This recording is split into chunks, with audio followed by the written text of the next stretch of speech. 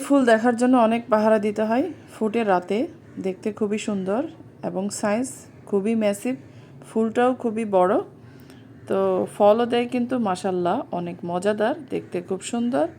আর এই ড্রাগন ফুল কিন্তু দেখতে খুবই সুন্দর। আসসালামু আলাইকুম প্রিয় ভাই বোনেরা, আরেকটি ছোট ব্লগে আপনাদেরকে স্বাগত।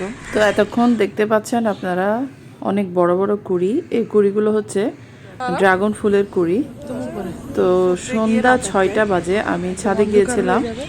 আজকে আমি জানতাম ফুলগুলো ফুটবে, তো এতদিন পাহারা দিয়ে রেখেছিলাম কোন দিন ফুটবে আমি একটা ভিডিও বানাবো আপনাদের জন্য। তো আপনাদের সাথে শেয়ার করার জন্য ভিডিওটা বানালাম। দেখুন কত সুন্দর লাগছে, যেমন মিষ্টি ফল দেয় তেমনি তার সৌন্দর্য বিলিয়ে দেয়। তো এই ফুলগুলো যদি দিনে ফুটতো আমরা অনেক সুন্দর করে দেখতে পারতাম।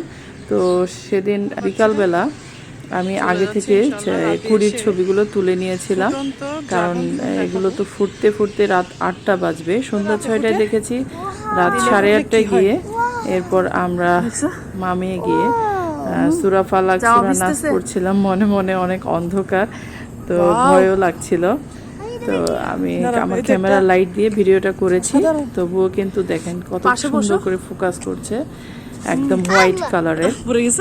এত সুন্দর ফুলগুলো দেখতে, এগুলো আপনারা সামনে থেকে দেখলে তো পাগল হয়ে যাবেন।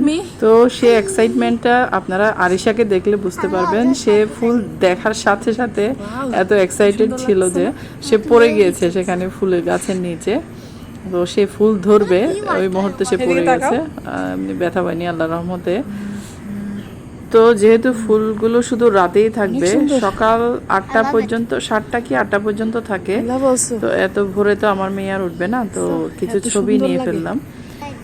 এটা তো দেখা যাচ্ছে, সাইজটা কত বড় দেখুন, আমি আপনাদেরকে হাত দিয়ে ধরে দেখিয়েছি, অনেক বড় সাইজ। এটার নিচের অংশে ফলটা ধরে, এই ফুলটা পড়ে যাবে সামনে থেকে, এই ফুলটা থাকবে না। সকালবেলায় এটা নরম হয়ে যাবে ফুলটা। কিরকম? You already know flowers come from birds, and right now you can see this is the nicest flower I ever seen. Look at these roses. Oh my god, I love these flowers so much. I just wanna tour this out and just fly with it. I can't wait to taste the dragon fruit. It will be so yummy. তো এই dragon ফলের গাছটা লাগানো কিন্তু তেমন একটা difficult না, আপনারা লাগাতে পারেন। তো একটা ঢাল থেকে কিন্তু হাজার হাজার ঢাল, আমি একটা ভিডিওতে বলেছিলাম।